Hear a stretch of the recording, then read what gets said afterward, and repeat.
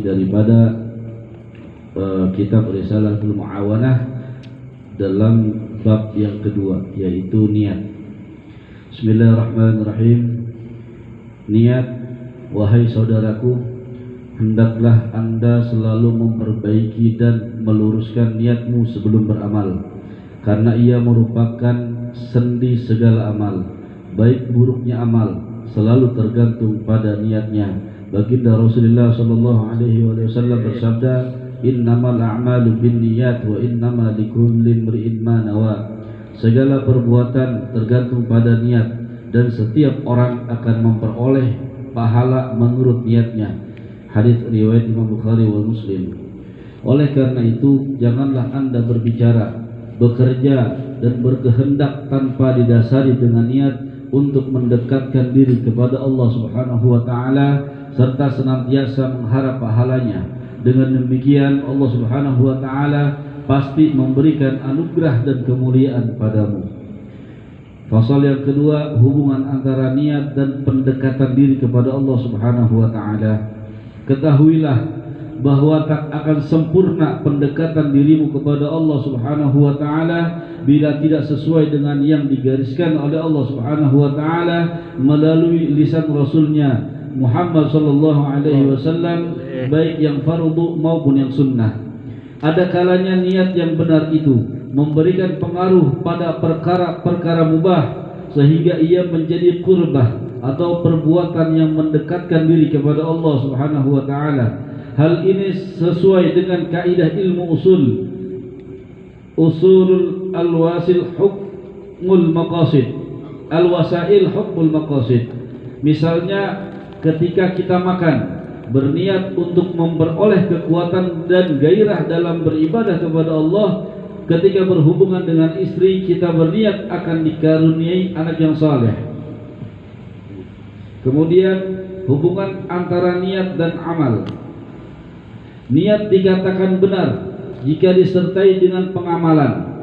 Contohnya, seseorang yang menuntut ilmu dan berniat untuk mengamalkannya, tetapi ketika sudah berilmu ia tidak melaksanakannya, maka niatnya tidak benar. Bagi mereka yang mencari kekayaan dunia dengan niat untuk tidak meminta-minta kepada orang lain, mampu bersedekah pada yang membutuhkan dan menjalin tali silaturahim dengan kerabatnya, dan bila niat itu pun tidak dilaksanakan, maka hampa pulalah niat tersebut.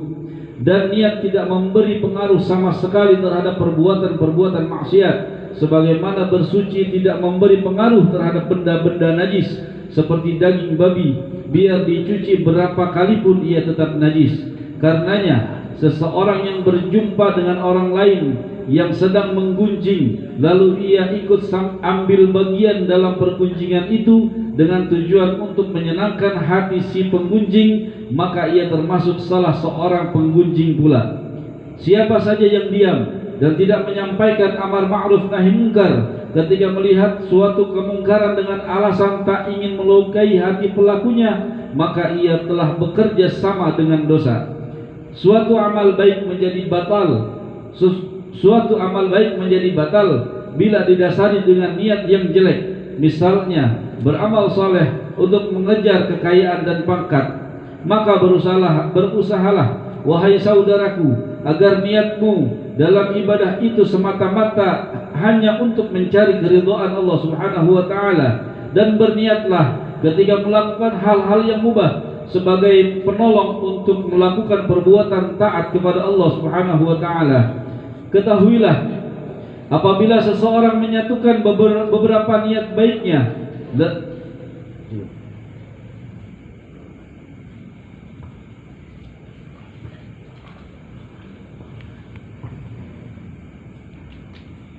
Assalamualaikum warahmatullahi wabarakatuh. Bismillahirrahmanirrahim. Alhamdulillah wassalatu wassalamu ala Rasulillah Sayyidina Muhammad ibn Abdullah wa ala alihi wa sahbihi wa man wala.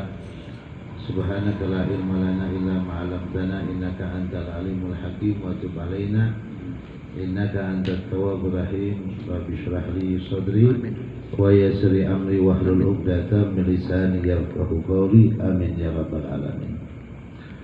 Jamaah Majelis Taklim yang dimuliakan oleh Allah, wabil khusus kepada pembimbing Majelis Taklim Al-Ustaz Andri Al-Mukarram Bapak Haji Ute dan segenap bapak-bapak yang dimuliakan oleh Allah Subhanahu wa taala. Alhamdulillah, pada malam hari ini kita berkumpul kembali dalam Majelis Taklim Syahriyah, Majelis Taklim bulanan, yang kita berkumpul semua di sini guna untuk mencari ilmu. Dan ilmu ini merupakan satu dasar utama bagi kehidupan kita yang beragama Islam. Dan ilmu yang kita pelajari untuk saat ini ilmu yang kaitannya dengan amalan hati. Ilmu yang kaitan dengan amalan hati. Dalam bulan yang lalu kita diperintahkan untuk menjaga keyakinan. Keyakinan seperti yang kita pahami orang beriman. Kemudian kapan dia punya keyakinan? Ia akan memiliki keyakinan minimal dengan ilmu yang merupakan dasar agama kita. Itu sudah dianggap dia punya keyakinan. Namun keyakinan dia ini kaitannya dengan ilmiah, keilmuan, dikenal dengan ilmu yakin. Namun ketika seseorang diperintahkan untuk menjaga keilmuannya dengan mengamalkannya, maka keyakinan itu makin meningkat. Ya, bisa mencapai ke hakul yakin atau ainul yakin. Nah, keyakinan ini adalah buah dari iman. Yakin itu iman yang membuahkan keyakinan melalui taat dia kepada Allah, khidmah dia kepada Allah Subhanahu wa taala, dan melakukan banyak hal. Namun dalam pelajaran kita yang lalu, yang paling utama adalah, dan itu merupakan madar poros dari akan kuatnya keyakinan, yaitu seorang hamba selalu mendengarkan dengan hatinya dan pendengarannya kepada ayat-ayat Allah Subhanahu wa taala. Ayat-ayat Allah Subhanahu wa taala yang kaitan dengan keagungan dan kesempurnaan Allah. Kenapa hal ini yang utama? Karena akan tumbuh dalam dirinya rasa keagungan. Nah, rasa keagungan itu melalui ayat Allah kita mendengarkannya. Jika ini tumbuh, maka akan hilang yang namanya penyakit hati. Penyakit hati. Dan dengan penyakit hati itu akan hilang, maka dia akan mendapatkan ma'rifatullah. Nah, ini penting. Penting. Jadi asbab untuk menumbuh keyakinan yang menjadi utama dengan sangat utama, gunakanlah pendengaran kita, hati kita, untuk membaca tanda kebesaran Allah. Kalau sudah ini selalu dia jalankan, akan tumbuh yang namanya rasa pengagungan. Dan jika sudah tumbuh rasa pengagungan, dia akan mendapatkan satu ilmu yang dikenal dengan ma'rifatullah. Dan ma'rifatullah itu adalah amalan yang paling afdal yang kaitan dengan amalan hati, seperti mengucapkan 2 kalimat syahadat. Dia adalah paling afdal dalam ibadah dohir. Nah, ini keyakinan penting ya, penting. Maka kita sudah meyakini bahwa yakin itu dasar semua kedudukan, itu keyakinan dasar ya. Ada a'la darajat, ada aslu darajat. Dasar kedudukan itu keyakinan. Tapi derajat yang paling tinggi itu cinta. Paham ya? Ada aslu darajat, ada a'la darajat. Ini harus punya. Ya, orang ingin diangkat derajatnya di sisi Allah. Baik, dia harus punya dasar dulu. Dasarnya apa? Ya keyakinan. Yakin. Nah, baru dia akan punya derajat yang tinggi, yaitu cinta. Orang cinta tanpa yakin hampa. Orang punya cinta tapi tanpa yakin, ngambang dia, ngambang. Ya cinta yang murni didasari dengan keyakinan. Kita cinta kepada Allah. Kalau memang dasarnya keyakinan, ente akan mengikuti Allah. Tapi kalau cinta tidak didasari dengan keyakinan, cuma ngomong doang, cinta ulama, cinta Allah, cinta Nabi. Ternyata cinta ini cuma ada di nampan. Tahu cinta ada di nampan. Nunggu maulid lagi makan berkat cinta gitu. Ya, jadi pahamin benar ya. Ya, pahamin. Jadi cinta itu adalah kedudukan yang paling tinggi dalam Islam. Tapi ada dasar Islam. Dasarnya adalah apa? Asasnya karena keyakinan ini memang tumbuh dari keimanan. Nah, ini udah kita bahas ini.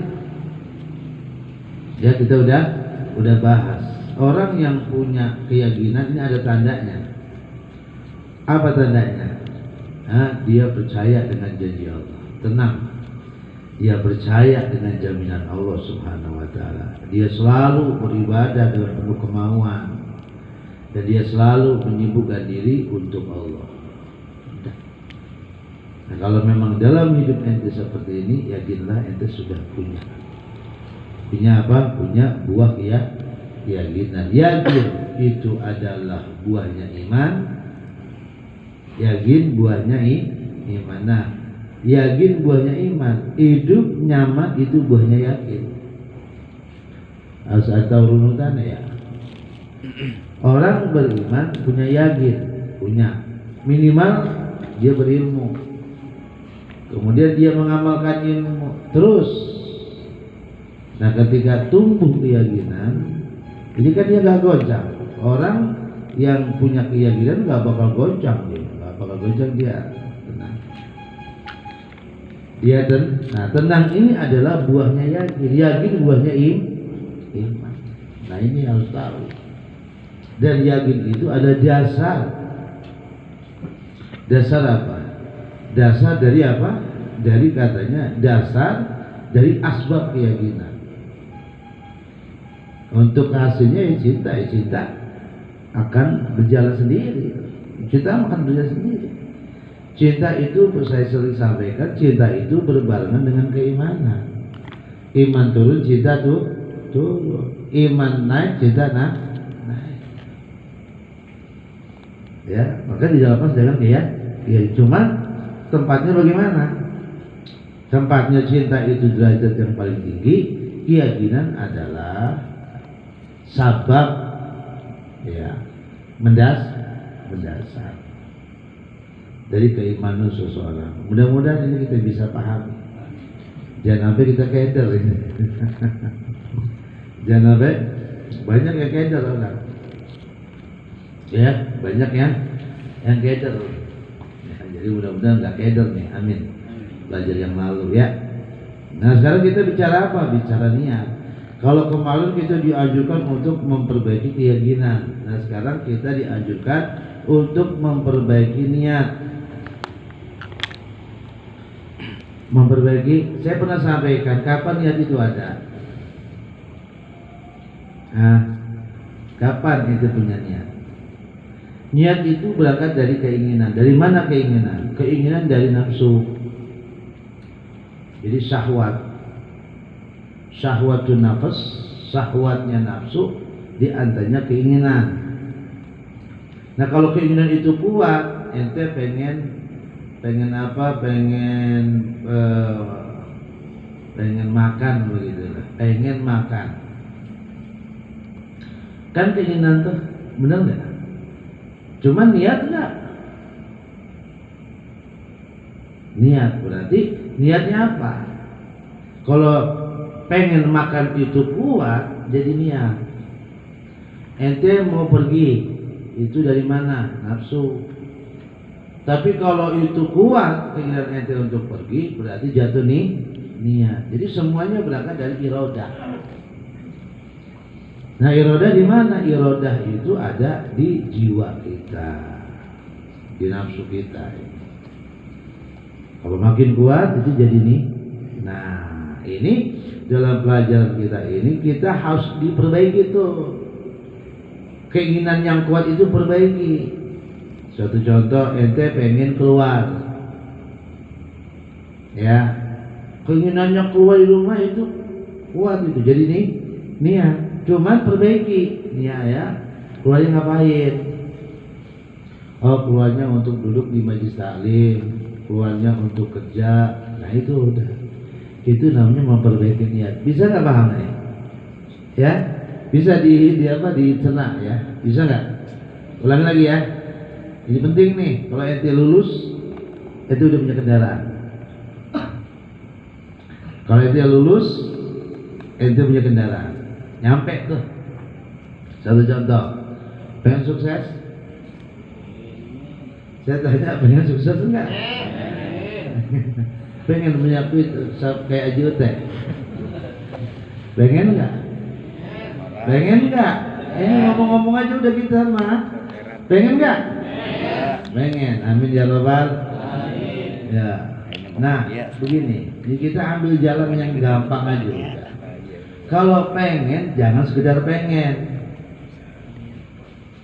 Kalau Anda pengen banyak duit, kuatkan itu. Kuatkan.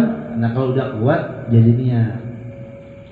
Nah, kalau memang jadi niat, perbaiki itu. Bagaimana sih ketika ingin itu menguat dan terwujud? Ya, perbaikan. Gak beda kita pengen jadi orang soleh, pengen jadi orang baik, cuman pengen doang, niat mah enggak. Kan gitu, ya kan? Pengen ngaji enggak? Pengen, cuman pengen doang, niat mah kagak. Nah, kalau pengen ente jadi orang baik, kuatkan jadi niat. Cuman perbaiki niat jadi orang baik itu bagaimana? Ya datang niatannya di sini. Datang di pengajian, nah kita akan tahu tuh. Ya akan tahu.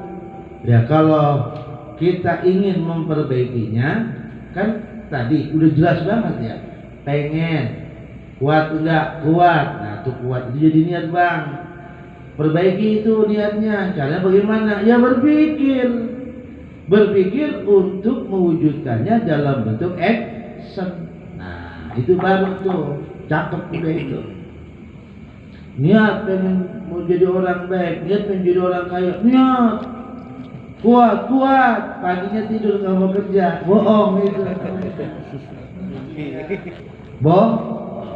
Paginya nggak mau usaha, bohong itu namanya. Itu bukan niat, bukan, itu menghayal. Paham kan ya? Bisa dipahami nih? Ya, ini bisa dipahami. Makanya belajar di sini ini bukan hanya duduk belajar, tapi kiat-kiat menjadi orang sukses. Ini kalau ente duduk bicara begini, sejam 50 juta, Pak. Ya, ya kan sejam 50 juta kalau di PT. Di apa perusahaan besar, ya kan ya? Apa namanya? Seminar. Motivator itu 50 juta sejam, yang udah ahli mah. Cukup ente duduk di sini pelajari benar. Ini bukan ngaji tasawuf juga nggak sanggup. Cemen itu namanya. Lah ini ilmu luar biasa ini loh. Ente duduk sama siapa tuh? Yang pakai kacamata tuh, ahli apa? Pak siapa? Mario Teguh ngambil di sini. Mario Teguh itu ngambil di sini, ya. Seperti Agim, semua ngambil di sini, cuplikan. Dan kita alhamdulillah udah ada. Paham nggak? Simpel ya. Saya tanya, pengen jadi orang baik? Kuat. Baik, kalau memang kuat, ya Anda perbaiki itu dengan cara ya duduk di sini. Di sini ngapain? Wa tafakkur qabla dukhul. Nah, kita bertafakur sebelum memasuki untuk gerak menjadi orang baik. Fa innaha asasul amal, karena ini dasar pokok semua kerja, pokok semua action.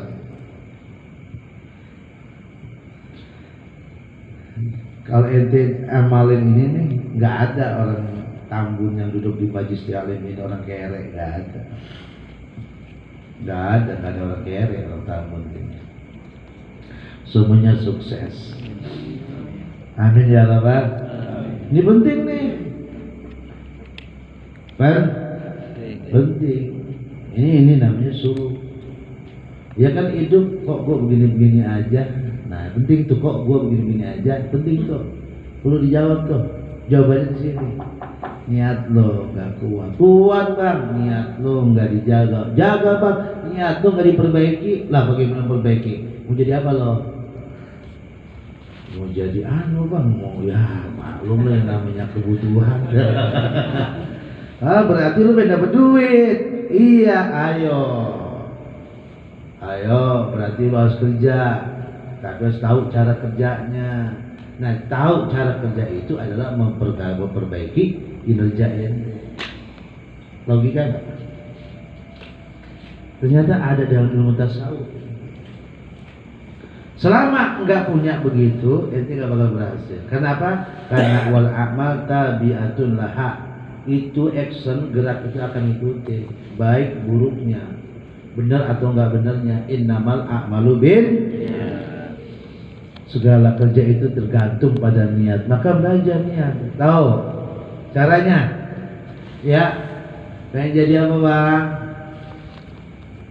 Ngomong apa? Yang simpel-simpel aja, yang dibutuhin orang. Pengen banyak duit. Benar? Pengen banyak duit kan enak. Kalau banyak duit tuh kemana-mana ya buat duit ya. Gede, ada ATM-nya, M-bankingnya lengkap tuh. ATM ada BCA, apa lagi? Mandiri Syariah, BCA Syariah, semua udah banyak tuh tuh. Ada dia punya apa? Punya dompet khusus itu semuanya tuh. Itu bukan ada duit ya, banyak tuh. Itu mau bilang ini penuh semua ini, yang satu 500 juta, itu 1 miliar, itu ya asik nggak? Asik nggak? Mau kemana aja itu bisa jalan. Enak nggak? Nggak enak itu. Nah kalau memang itu yang diharapkan banyak orang, oke, baik. Bagaimana biar benar ya? Perbaiki niat. Caranya tafakkur. Berarti kita dahulukan logika, hukum logika kita pakai. Hukum keinginan di sini. Kuatkan di hati, gerak dengan logika. Ini kan kagak, nafsu, syahwat masih logika, merem mulu tuh. Mau jadi punya duit mau bang, lalu merem enak ulang ngantuk, menghayal. Tuh, jadi hukum logika itu pakai, namanya tafakkur, qabla dukhulul amal. Maka ketika orang ingin memperbaiki niat, ya gerak, perbaiki gerak dengan kita memakai hukum logika. Bisa nggak? Apapun yang kita lakukan bisa kita lakukan. Itu mau lakukan, mau dagang apa ya? Minyak wangi, mau dagang sarung, mau dagang korma, mau dagang apa ya? Nggak perlu bicara banyak sedikit. Itu bicaranya dulu. Bisa nggak? Nah kadang-kadang kita kan nggak, bahasanya gini. Kita hidup lebih mementingkan gaya gitu. Namun kita korbankan diri kita. Jangan. Gaya orang susah udah pakai gaya orang susah. Tahu nggak gaya orang susah? Makan ngirit. Kalau di rumah orang mau banyak. Itu gaya orang susah itu. Benar nggak? Benar nggak?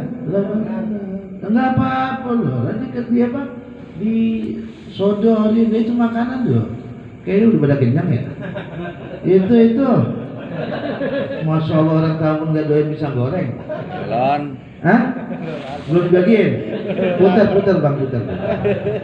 Nah, itu sendiri baik. Itu apa tuh? Pisang goreng. Enggak sih. anak tahu sudah lapar. Kasihin dulu, biar. Kasihin, putar. Ayo bang, comot bang. Comot. Adem. Ayo ambil, adem. Ayo. Kan aneh, mau disalin ya gitu. Enggak mau diputar-putar, makan. Ayo, nah, lebih gitu putar lagi. Diantar diliatin, nggak ada makan, nggak ada. Habisin gitu ya. Kita pakai logika aja ya. Ya, ini niat ya, baik. Maka ketika kita perbaikan niat, kan niat di sini nih ya kan perbaikan itu dengan gunakan hukum logika. Nah kalau pakai hukum logika, jangan engkau berkata, jangan engkau bersikap, jangan engkau punya tujuan kecuali niat kamu itu apa. Kita seorang mukmin loh, beda sama orang kafir. Kalau kita ada niat ukhrawiyah, ya ada niat ukhraw, dan ini kita utamakan karena apa? Apapun yang kita lakukan akhirat harus di depan, dunia belakang. Caranya bagaimana? Ya niat untuk mendekatkan diri pada Allah dengan apa yang kita lakukan. Tuh itu caranya. At-taqarrub, dan mengharapkan pahala dari Allah. Nah itu. Nah ketika ente sudah paham ya, mudah-mudahan gak keder nih ya. Ya orang keder orang lapar gimana? Ya. Ya coba paham ya. Ini enak nih. Ini anda jalanin gitu. Jadi dunia di belakang, bukan kita ninggalin dunia, bukan. Enggak. Dunia itu akan ngikutin masalah.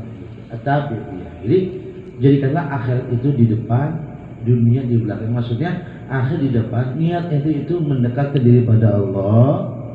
Kemudian ente minta pahala pada Allah, lakukan. Gerak langsung. Tapi hukum logika ya.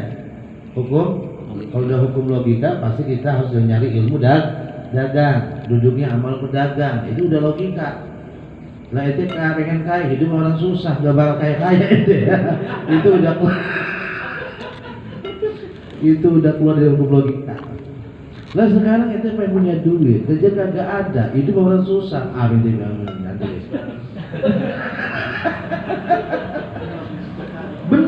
Benar, ini mah gak bohong. Jadi bukan Ustadz ini bukan ngajak bercanda, tapi Ustadz jelaskan sambil bercanda. Paham nggak? Tapi ini benar. Nah kalau memang semuanya susah, pakai hukum logik. Yuk bagaimana kita sukses? Bukan di pengajian aja tentang ukhrawiyah, tapi duniawi itu pasti berhasil. Tapi tadi ketika akhirat itu kita kedepankan, gerak amal itu dunia itu kita dianu, baru di situ Allah akan berikan minnah wal fadl. Apa minnah? Pemberian. Itu mau apa? Menjadi pedagang dikasih sama Allah. Udah gitu fadl terangkat kan. Pedagang yang sukses. Itu caranya. Jadi minnah wal fadl. Jadi kita jadi orang mukmin itu kaya nggak seperti orang kaya yang lain. Orang mukmin itu soleh bukan soleh kayak orang lain. Kita ini ada tujuan ukhrawiyah yang kita dahulukan. Ente pakai itu. Insya Allah berhasil. Yakin berhasil. Makanya di Tambun ini kita ngumpul, kita bukan hanya sekedar ngumpul. Bukan kita diajarkan akhirat aja, tapi kita padu dunia dan akhirat, dan tidak akan ente disuruh miskin, tidak akan disuruh kaya. Itu nasib kita masing-masing. Kita diangkat bahagia. Bahagia bukan harus kaya, bahagia bukan harus susah bukan harus miskin, bukan. Enggak ada kaitannya. Tapi ini tuntunan. Kalau memang ente pengen lebih dari Allah, silakan. Menjadi orang kaya, silakan. Itu udah nawafil, tapi tujuan utama kita adalah hidup ini bicara makan. Makan yang kita cari adalah makan yang bisa menutup lambung kita, udah kenyang cukup sebenarnya. Tapi kalau ente pengen nambah nggak disalahkan, karena mungkin ada niat ente ingin bantu orang. Ayo, diperintahkan, itu hukumnya ada udah. Paham apa enggak nih ya? Paham ya? Baik. Nah ini pegang. Nah setelah ente memakai hukum logika, setelah niat ada, udah mulai dari mau jadi pedagang, logikanya orang harus tahu syarat-syaratnya dagang apa, rukun-rukun dagang apa, sunnah-sunnahnya dagang apa, yang diharamkan itu apa, yang dimakruhkan itu apa. Itu hukum logika itu. Itu hukum logika itu. Jangan sekali-kali Anda masuk tanpa ada hukum logika. Karena ketika Anda gunakan hukum logika dan Anda gunakan agama, berarti Anda memiliki hukum logika yang tidak akan sesat menyesatkan. Paham apa enggak? Tapi ketika hukum logika itu Anda bawa ke lain Islam, maka Anda akan menjadi seorang kapitalis. Ya, harganya mahal, pajaknya mahal. Benar nggak? Benar nggak? Kapitalis kan? Atau logika Anda, logika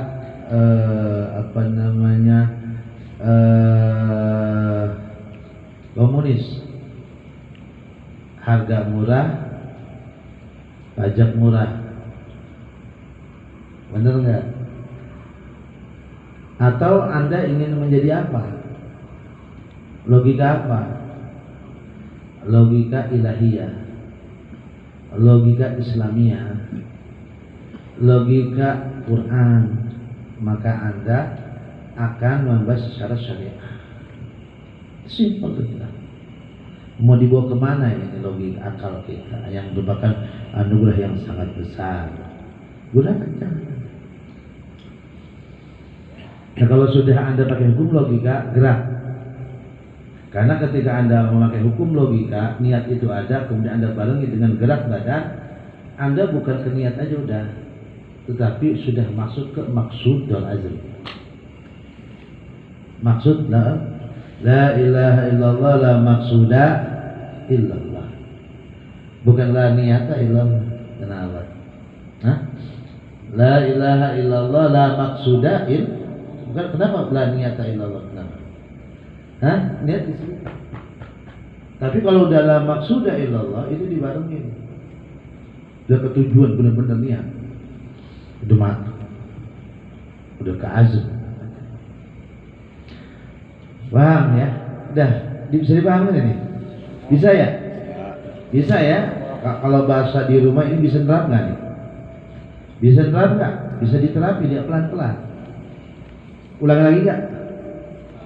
Ulangi ya? Ya. Alhamdulillah. Begitu. Kalau saya akan ulangi walaupun 1000 kali. Cuman kalau 1000 kali saya rekam itu saya rekam. Kalau nggak paham saya rekam, saya pulang udah 1000 kali. Baik ya. Setahun bisa diulangi lagi, nggak apa-apa ya. Oke. Anda ringkasnya. Kita punya nafsu, kita punya akal. Kita punya hati, paham ini? Nafsu, akal, hati. Hati tempatnya iman. Nafsu dorongan. Ketika Anda punya keinginan ada di mana? Apa di akal atau di hati atau di nafsu? Jawab. Di mana? Di nafsu. Ya, itu kan nafsu. Tawa mulai itu nafsu. Kalau nafsu ini. Tahu sih, amin boleh ya? Boleh. Kita sampaikan yuk.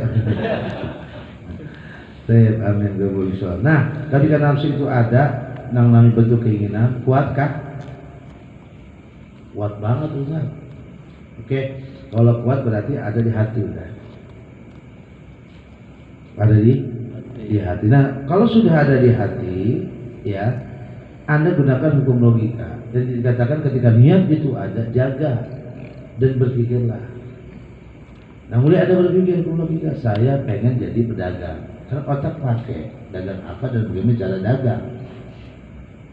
Nah, ketika Anda sudah berpikir dan ketemu selanya, mulai gerak. namanya amal. Nah, amal itu nanti gerak kita, action kita akan mengikuti niat, bukan niat ngikutin amal. Kalau ini masih murni, maka amal kita juga murni, gerak kita murni, action kita murni, sukses kita. Paham nggak? Nah, ketika kita mulai bergerak, mana yang di depan, mana yang di belakang? Di depan akhirat. Kalau akhirat, ente kerja, ente bergerak, ente action hanya untuk mendekatkan diri pada Allah, ya, mendekatkan diri pada Allah dan mendapatkan pahala dari Allah. Jaga tuh, mulailah jaga. Maka tanpa disengaja Allah akan berikan pemberian buat anda. Apa ya? Apa yang anda inginkan? Untung, alhamdulillah. Tapi kan tetap kalau hukum logika harus ada hukum manajemen pakai. Udah dapat pakai hukum logika lagi, dijaga. Lagi kan kagak, baru dagang 3 hari udah ngeluh, udah laku.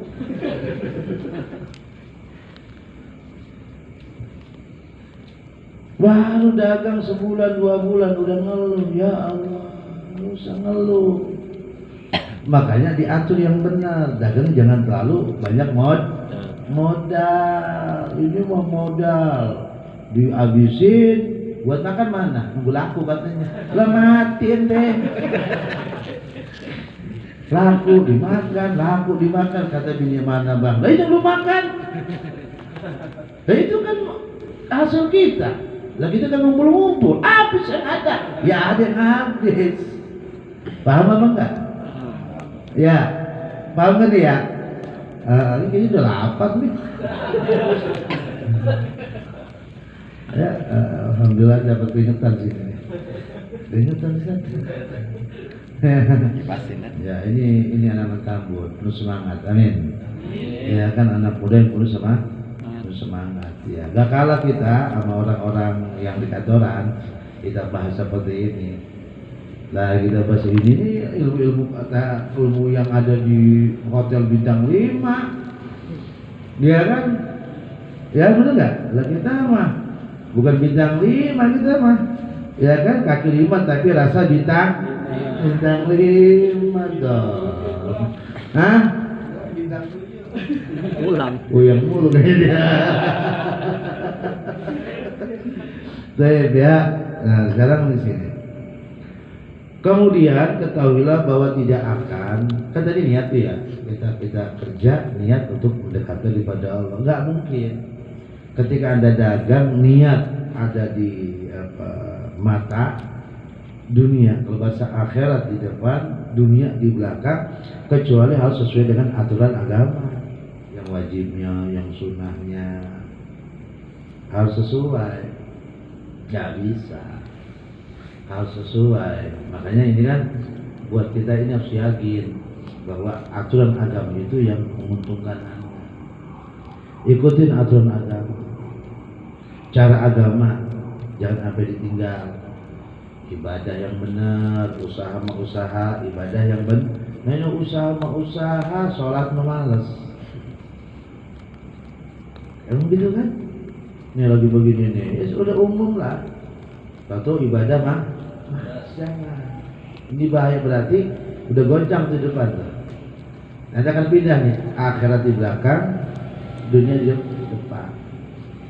Makanya siapa yang dibuka oleh Allah satu pintu tentang dunia, namun dia lupa dengan ini, Allah bukan ambil, tapi Allah akan kasih 10 lagi pintu.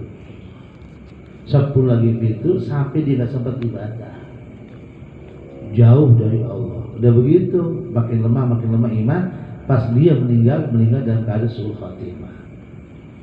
Kenapa? Karena dunia udah di depan dia, akhirat di belakang. La ilaha illallah. Maka harus sesuai, sehingga niat yang benar itu punya efek dalam semua kehidupan. Bukan hanya ibadah aja, tapi kebiasaan dia bisa tercipta dari niat. Kebiasaan yang baik. Kan Islam begitu. Islam itu hanya membentuk 2 dari ibadah yang ada. Yang pertama adalah apa? Yang pertama adalah Anda harus punya kebiasaan yang baik. Satu. Kedua, Anda punya perilaku yang baik. Udah, tahu perilaku, sikap, ngomong, bicara baik. Makanya adanya agama itu untuk melahirkan dua ini. Adanya sholat, adanya puasa, adanya zakat, hanya itu. Tapi kalau ini ente jalani, tapi dua ini ente tidak punya, bisa-bisa ente sholat tetap diadab, ente puasa tetap diadab, ente haji tetap diadab, karena nggak punya ini. Sahabat Nabi Muhammad aja dalam dua ini berat ya. Dia kalau di Madinah itu nggak berani ngomong kencang. Ya ayyuhalladzina amanu la tarfa'u aswatakum fawqa sautin Nabi. Ini adab ya. Wahai orang beriman, jangan kau angkat suaramu di atas suara Nabi Muhammad. Jadi sahabat itu walaupun Nabi enggak ada, tetap suara perlahan. Karena ini adabnya. Ketika mereka di Madinah. Dan adab ini bisa menjadikan Anda, kalau Anda abaikan, terjerumus Anda ke neraka. Karena ibarat pohon, enggak buah siapa yang makan? Ulat. Kalau pohon enggak berbuah-buah, bisa-bisa akarnya hancur, batangnya hancur, daunnya juga rapuh. Padahal dia pohon, kita juga sama. Kita ibadah, tapi enggak mengeluarkan madu, enggak makan buah, rapuh. La ilaha illallah. Nah di sini ya, perkara yang mubah seperti makan, minum, kerjakan mubah. Hal yang mubah itu bisa menjadi hukum wajib, bisa menjadi hukum sunnah. Ini tergantung pelakunya. Satu contoh, seorang yang sudah punya keluarga sama orang yang belum punya keluarga. Orang yang udah keluarga, ketika dia belum punya kerja, wajib dia kerja. Artinya wajib dia mencari nafkah, mau nggak mau wajib. Nah yang nggak wajib siapa? Yang nggak wajib adalah orang yang belum punya keluarga. Mau kerja kek, mau kagak kek, terserah, yang penting jangan minta-minta. Minta-minta itu hina. Seperti ashabus sufah itu. Ashabus sufah itu mereka nggak kerja, duduk di masjid aja. Tapi dia nggak minta-minta. Dan hidup itu pilihan mereka. Bahkan ketika mereka dapat rezeki pun, dengan susahnya mereka tetap mendahulukan saudaranya. Tuh, itu ashabus sufah. Nggak dilarang oleh Nabi Muhammad. Enggak. Kalau itu kan ashab anak pesantren. Kalau dulu anak pesantren, silakan. Makanya niat yang lurus ini bisa mempengaruhi semua ranah gerak kita. Jangankan yang ibadah, yang mubah juga bisa. Akan menjadi apa? Menjadi takarub atau mendekatkan diri pada Allah Subhanahu wa Ta'ala. Seperti apa? Contoh dia makan. Kalau dia makan hukumnya apa? Mubah. Makan mubah. Makan itu mubah. Nah sekarang kalau kapan makan itu jadi wajib?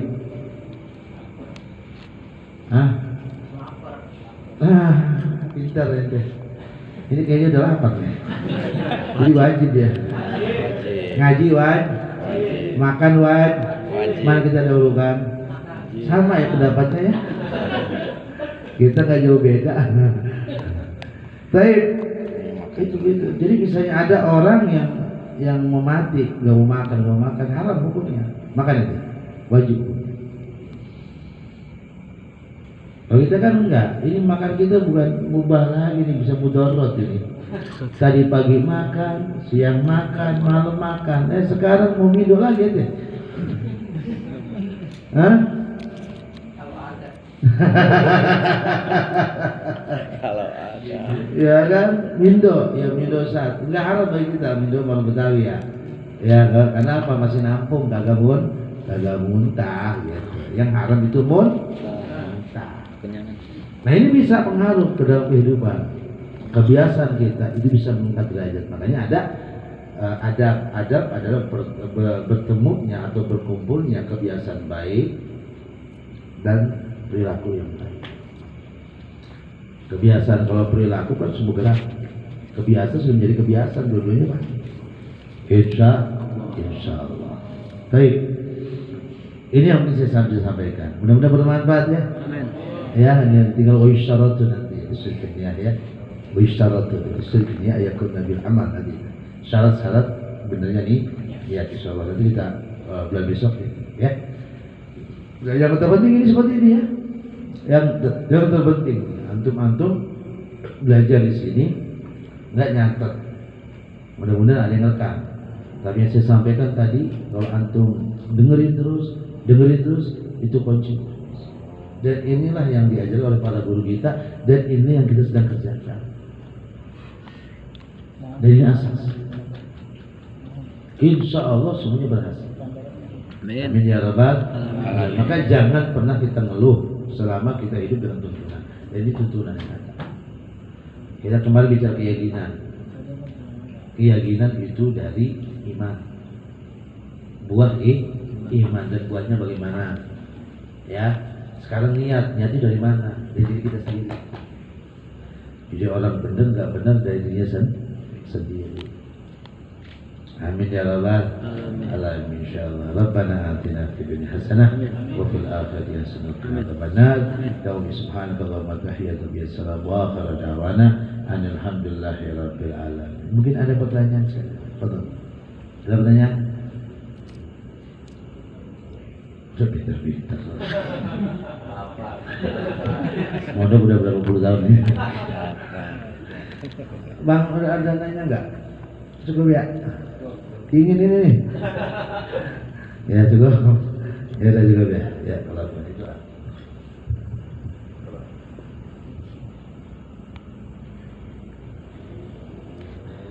Astagfirullahaladzim, astagfirullahaladzim, astagfirullahaladzim. Min kulli dhanbin 'azim wa tawbidah. Allahumma shalli wa sallim wa barik ala sayyidina Muhammad في الأولين وصلى وسلم على سيدنا محمد في الآخرين وصلى وسلم على سيدنا محمد في كل وقت وحين وصلى وسلم على سيدنا محمد في المعلن على إلى يوم الدين. ولقد أشهد لنعظم الأبصار تحيي القلوب تهيج الأشجانا والله لا تعرف ما يسوي القول منا أو يكون ثنانا لكن حبا في سرائر قد عدم لحصة ربنا وحدانا وإذ فزجنا بمودتها هنا نرفع عين فقرنا ورجانا للواحد الأحد العلي إلينا متوسلين بمن إليه دعانا مختاره وحبيبه وصفيه زين الوجود به الإله حبانا يا ربنا يا ربنا يا ربنا بالمصطفى اقبلنا أجب دعوانا أنت لنا يا ذخرنا في هذه الدنيا وفي أخرانا أصلح لنا الأحوال واغفر ذنبنا ولا تؤاخذ ربي إن أخطانا واسلك بنا في نهج الله المصطفى ثبت على قدم الحبيب خطانا أرنا بفضل منك طلعت أحمال في بهجة عين رضا ترعانا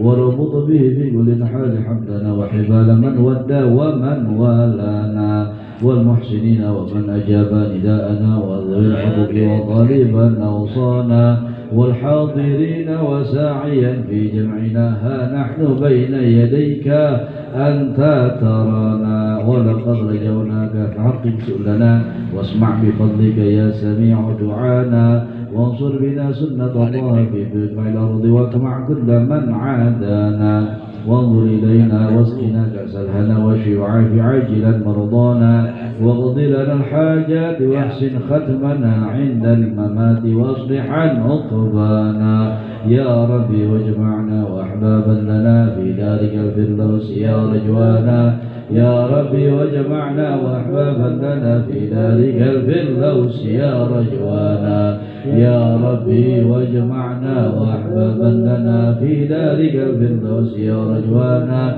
بالمصطفى صل عليه وآله ما حضرت ريح الصبا غصانا سبحان ربك رب العزة عما يصفون وسلام على المرسلين والحمد لله رب العالمين. الصلاة والسلام عليك يا سيد المرسلين الصلاة والسلام عليك يا خاتم النبيين الصلاة والسلام عليك يا من أرسله الله رحمة للعالمين ورضي الله تعالى عن أصحاب رسول الله أجمعين آمين الحمد لله رب العالمين. يا ربنا تركنا بأننا اعترفنا وأننا صرفنا على لظى أشرفنا فتب علينا التوبة واغفر لكل حوبة واستر لنا عوراتي وآمن روعاتي